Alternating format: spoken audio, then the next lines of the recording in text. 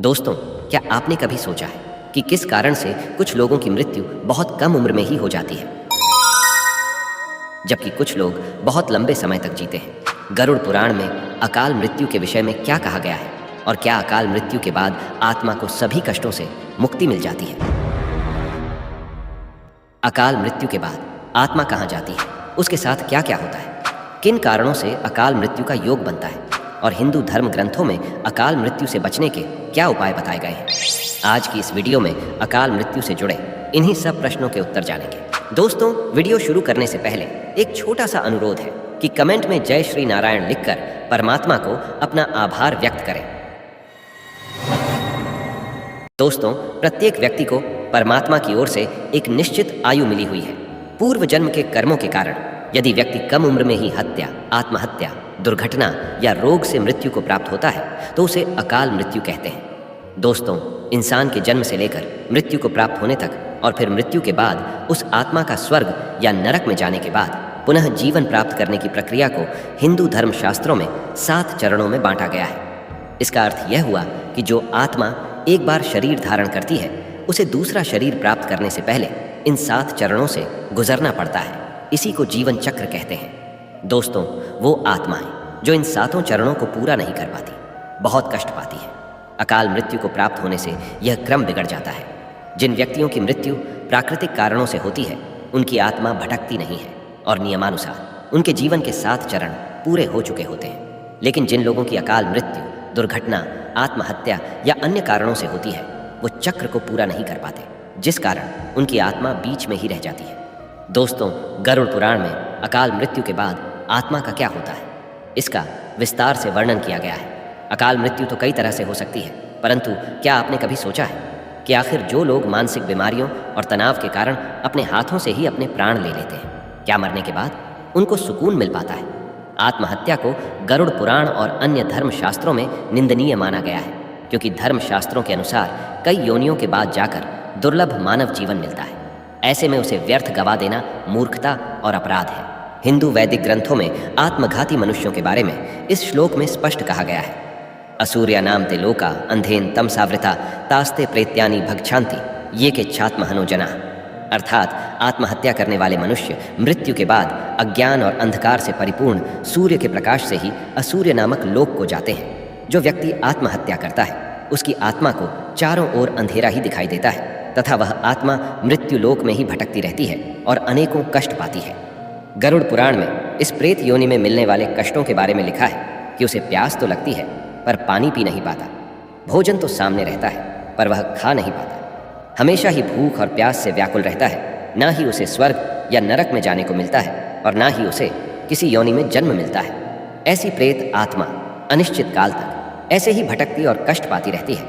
ऐसी आत्माओं को तब तक ठिकाना नहीं मिलता जब तक कि उनका समय चक्र पूर्ण नहीं हो जाता। इसीलिए आत्महत्या करने के बाद जो जीवन मिलता है वो कई गुना ज्यादा कष्टकारी होता है। दोस्तों, आपने भी भूत प्रेत के बारे में बहुत कुछ सुना होगा। जिसका कोई वर्तमान न हो, केवल अतीत ही हो, उसे भूत कहा जाता है। और अतीत में अटकी आत्मा भूत बन जाती है। जीवन न अतीत है और न भविष्य, वह सदा वर्तमान है। जो वर्तमान में है वह मुक्ति की ओर अपने आप ही बढ़ रहा है, परंतु जो आत्मा अतीत में अटक गई है वो अनिश्चित काल के लिए प्रेत योनि को प्राप्त होती है। दोस्तों, मान्यताओं के अनुसार जब कोई स्त्री प्रसव से मरती है तो चुड़ैल बन जाती है। जो स्त्री बुरे कर्मों वाली होती है, मरने के बाद उसकी आत्मा डायन बनती है। ऐसी आत्माओं को मुक्ति न मिलने की वजह उनके सगे संबंधियों द्वारा उनके निमित्त श्राद्ध न किया जाना है। इसी तरह जब कोई पुरुष मरता है तो वह भूत, ब्रह्म राक्षस या वेताल हो जाता है। जो व्यक्ति भूख, प्यास और संभोग सुख न मिल पाने से मरता है अवश्य ही वह भूत बनकर भटकता है, और जो व्यक्ति दुर्घटना और आत्महत्या आदि से मरता है वह भी भूत बनकर भटकता है। ऐसे व्यक्तियों की आत्मा को तृप्त करने के लिए श्राद्ध और तर्पण किया जाता है। जो लोग अपने स्वजनों और पितरों का श्राद्ध और तर्पण नहीं करते वे उन अतिरिक्त आत्माओं द्वारा परेशान होते हैं। दोस्तों, आत्मा के 3 स्वरूप माने गए हैं: जीवात्मा, सूक्ष्म आत्मा और प्रेत आत्मा। जो भौतिक शरीर में वास करती है उसे जीवात्मा कहते हैं। यह आत्मा जब सूक्ष्मतम शरीर में प्रवेश करती है तब उसे सूक्ष्म आत्मा कहते हैं। लेकिन जब यही जीवात्मा वासना और कामनामय शरीर में निवास करने लगती है तो उसे प्रेतात्मा कहते हैं। दोस्तों, कुछ जानकारों का मत है कि कुछ लोगों की जन्म कुंडली में अल्पायु लिखी होती है। ये उनके पूर्व जन्म का कर्म होता है। ज्योतिष शास्त्र के अनुसार अकाल मृत्यु को टाला जा सकता है। इसके लिए आपको ज्योतिष की मदद लेनी चाहिए।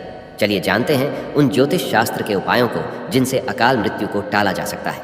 दोस्तों, ज्योतिष शास्त्र के अनुसार कुंडली का छठा भाव रोग का तथा 8वां भाव मृत्यु का और 12वां भाव शारीरिक व्यय व पीड़ा का भाव माना जाता है।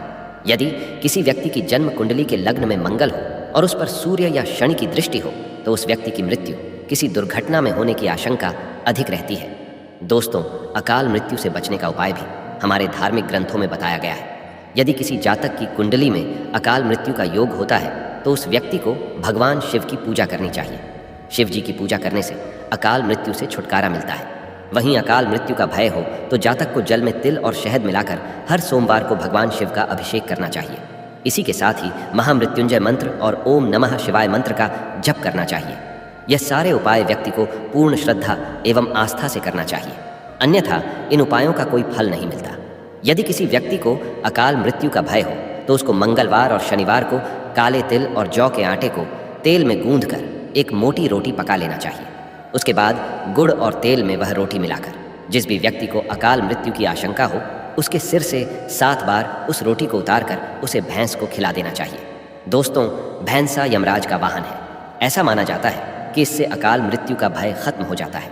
इसके अलावा जिस व्यक्ति को बिना कारण ही मृत्यु का भय सताता हो तो उसे गुड़ और आटे के गुलगुले बनाकर अपने सिर से 7 बार उतारकर चील या कौए को खिला देना चाहिए। ज्योतिष शास्त्र के मुताबिक अकाल मृत्यु से बचने के लिए जातक को शनि देव की पूजा करनी चाहिए। तो दोस्तों, उम्मीद करता हूँ कि आपको समझ आया होगा कि अकाल मृत्यु होने पर आत्मा का क्या होता है। अगर वीडियो पसंद आया हो तो वीडियो को लाइक करें और अपने बंधु बांधवों के साथ साझा करें।